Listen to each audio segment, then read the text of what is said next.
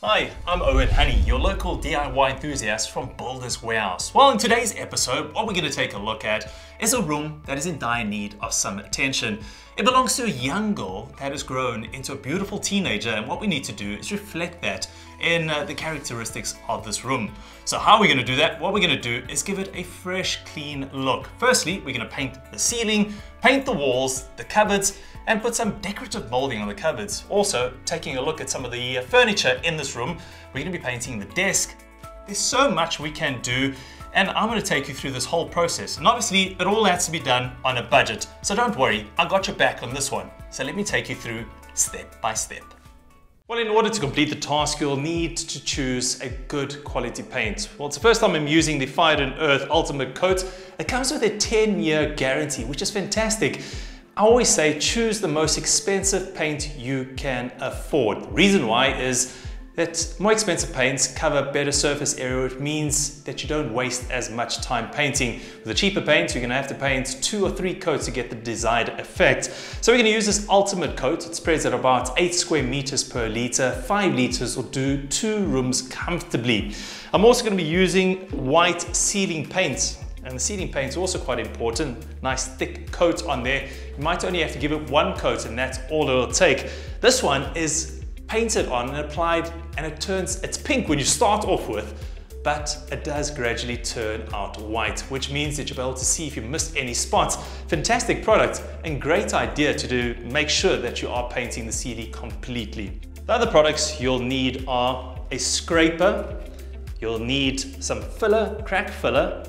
A drop sheet is a very important product because you don't want to mess on your carpets or your tiles. A suitable roller and paint tray for PVA paint, extra roller, paint brushes. You also need some cloths, 80 or 100 grit sandpaper, sanding block.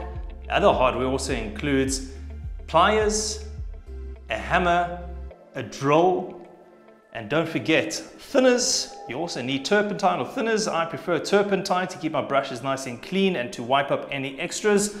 And then the all-important masking tape.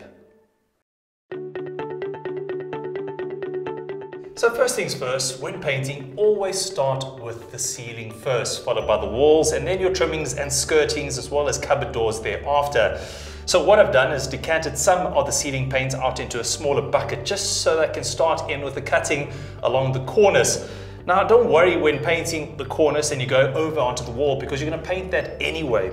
So all you do is put your paint brush into the bucket, tap it out slightly, make sure it is nicely and firm or full of paint.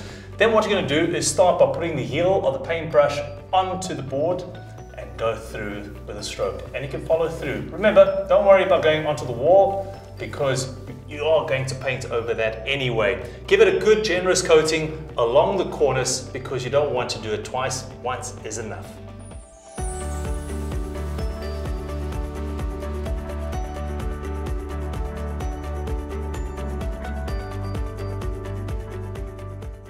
So I get a lot of questions on how to put paint onto a roller and then apply that to your ceiling using an extension pole. It's quite easy actually.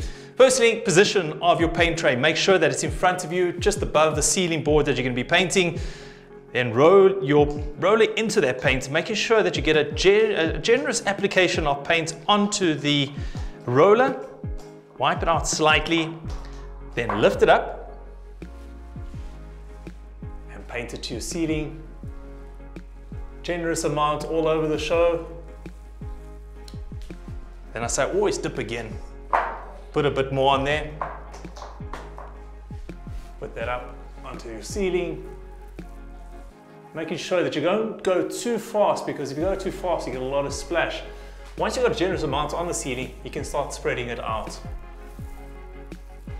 Remember, turn it around when you get to the edges, because we painted quite far into the floor or into the board from the corners.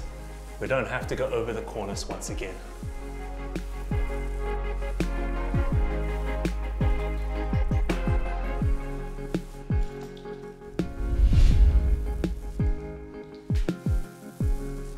There we go. Repeat the process.